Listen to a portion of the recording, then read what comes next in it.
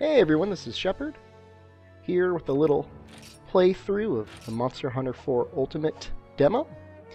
This time with the Sword and Shield against the Gormagala.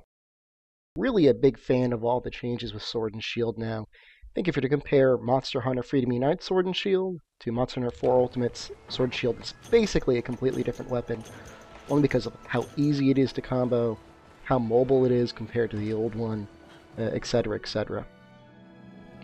Now, you may have seen a lot of the other videos with me in Monster Hunter 4 Ultimate, gone through a whole bunch of playthroughs against different bosses, but I think the demo actually adds something that's kind of neat for Monster Hunter.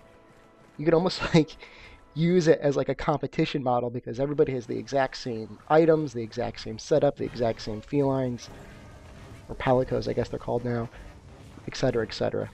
So, for this playthrough, I'm trying to get it as close to 10 minutes as possible. You're given a 25-minute time limit. 10 minutes is a pretty good barometer. So if I get better than 10 minutes, or at least somewhat close, I'll be relatively happy. Of course, I think the biggest change now with 4 Ultimate compared to 3 Ultimate, if you've only played the one or the other, is just the verticality of it. So there's going to be a lot more movement options now. There's going to be a lot of climbing. There's going to be a lot of jumping. There's a lot of jumping attacks. And of course, the main thing is, of course, riding monsters. So, talk a little bit about that as I fight this guy, because again, this might be a lot of people's first real watching of 4 Ultimate content. Maybe you wanted to keep yourself spoiler-free, which I can kind of understand. Talk a little bit about the strategy I'm doing. Sword and Shield, I think especially now with how mobile you can be, you really want to make sure you're basically attacking all the time. You have attacks that you can do directly out of rolling. You can do a nearly instant attack with the R plus X. You can reset your combos in the middle of a combo by pressing A and back. So you kind of saw I did like a little leap back here, right there. And you can kind of reposition yourself while doing it, and it makes things a lot easier. If you do the X and A, which is the lunging attack, which is the same thing as attacking out of a sheath, you'll see if you're going up a vertical surface, you'll actually end up doing a jumping attack. Only certain weapons have jumping attacks they can do all the time. Many other weapons need at least some sort of surface that they can either climb up or jump down.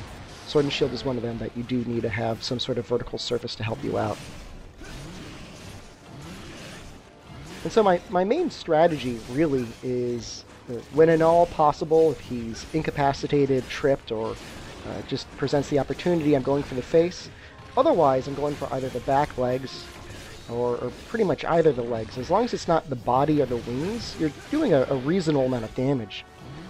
Of course, the nice part is if you hit it enough, they'll trip. Which then gives you another opportunity to attack the face, and then you just keep going back and forth.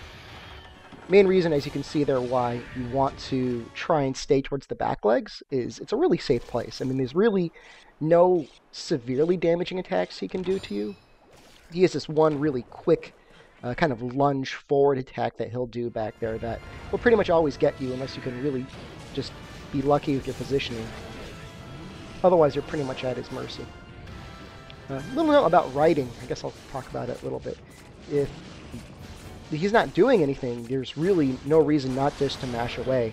And even if he's doing something that's going to make him angry, such as screaming or kind of moving around, you can feel free to kind of mash through that. It'll get him angry, but if you're just about to complete the bar, you may as well keep going.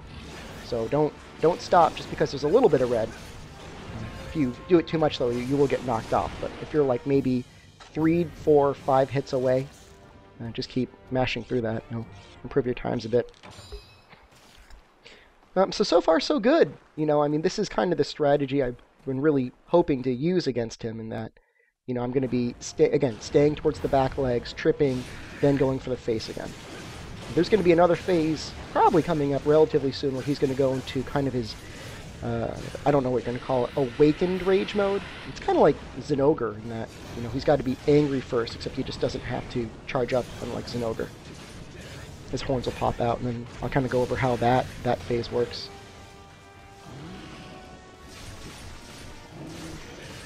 One quick note about the demo. You'll see that this Sword and Shield is letting off a lot of kind of like sleep puffs. those are purely cosmetic, or at least if they're not purely cosmetic, they're only doing like maybe 1 sleep damage, or they just made this Gormagala completely immune to sleep, because in all the times that I fought him in this demo, I have yet to actually be able to get him to fall asleep, which is a shame, because you get bombs, you could use them. It'd be perfect to sleep bomb him. I just really want to point out, you saw I did a really quick attack from the standing motion there. I'm always going to recommend that if you can, go ahead and use that rather than just mashing the X button normally. The attack comes out a lot faster and can really lengthen your combo without increasing the amount of time that you're actually doing anything. And this ride that I just did was perfect. I mean, the worst thing that he can do is start flying, because it's really difficult to hit him, and if you're close to him and he starts flying, he can actually knock you back. If he stuns you while he's doing that, he'll almost always hit you with his little blight breath, or whatever you want to call it, virus breath. So I think the better times in this demo are going to come from people that are able to really minimize the amount of time that he spends in the air, whether it's through a little bit of luck or a little bit of riding when necessary. Something to mention also about riding, the demo, I think, really reduces the timer. What I found in the base game is, normally you'll be able to ride a monster if you force it about every 3 to 4 minutes. In the demo, I found that you can usually get it off a lot faster. And I decided I'd sharpen. You can see I haven't had any real problems hitting him basically constantly, so I'd much rather have a full sharpness weapon than get an extra half-strength combo off. Just makes sense. And that goes from the normal game, too. You see, this ride here would probably not have happened in the retail game, I don't think.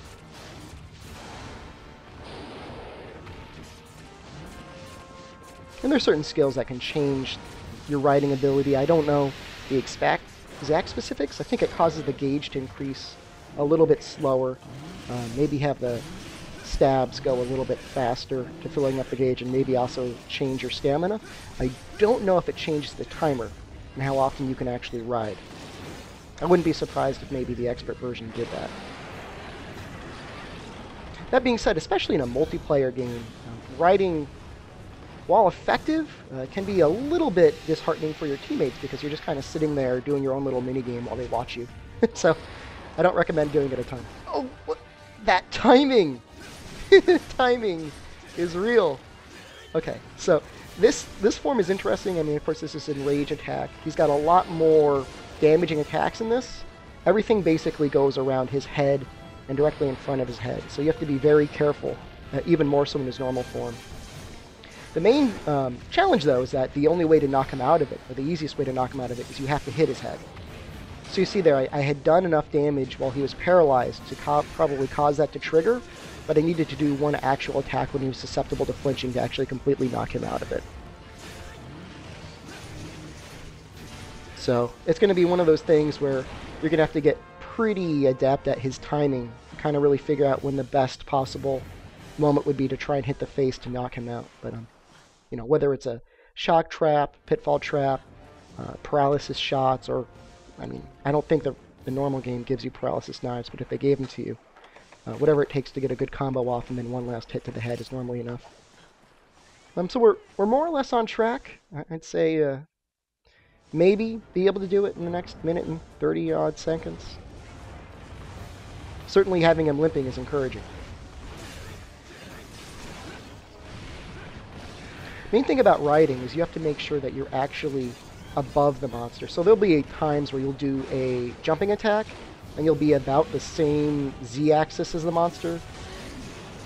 And sometimes that won't let an actual ride trigger. I know the mechanics, they retooled it a little bit from Monster Hunter 4. Monster Hunter 4 had many more instances of the hunter actually passing through level geometry and getting knocked off. That was sad. Oh, wow. Okay, so that's one of the Palico super abilities now. They can do cooperative attacks like that.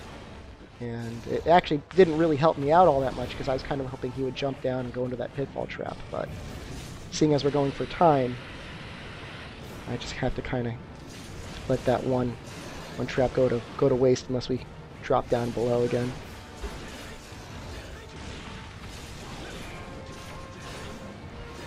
Okay, I think I'm just going to keep attacking. I know he's super close to dying, and you can tell, I mean, if you attack the legs or the tail or the head, it doesn't bounce anyway. So as long as I'm not hitting the body or the wings, I can continue to combo, which is important for the Sword and Shield.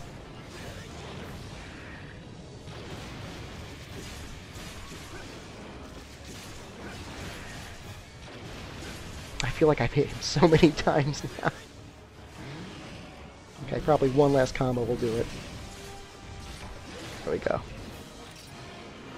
Alright, so 10 minutes, 11 seconds. That's probably as good as I'm going to be able to get you. That was a pretty, relatively flawless fight. The only things, I didn't use any traps. They didn't actually get those utilized, nor did I utilize any bombs. So I think if I'd used those in an opportune moment, I probably could have shaved off the last 11 seconds, but let that be a lesson. Oh, and hey, I got a plate too. Neat. So I don't know if I'm going to play through the demo with every weapon. If I do, I'll try to get it as close to 10 minutes as possible. I think that means I probably did an okay enough job. It'd be interesting to see everyone else's times, if anybody can beat. I'm sure some people can beat 10 minutes, 11 seconds. Give yourself enough time, you'll do it. It's not like it's the best time in the world or anything. Certainly, I think pretty good time with the Sword and Shield, though. Can't wait to use it with its new changes in the retail game. Okay, so that's it for now, guys. Thank you for watching. As usual, this is Shepard saying good luck and have a good hunt.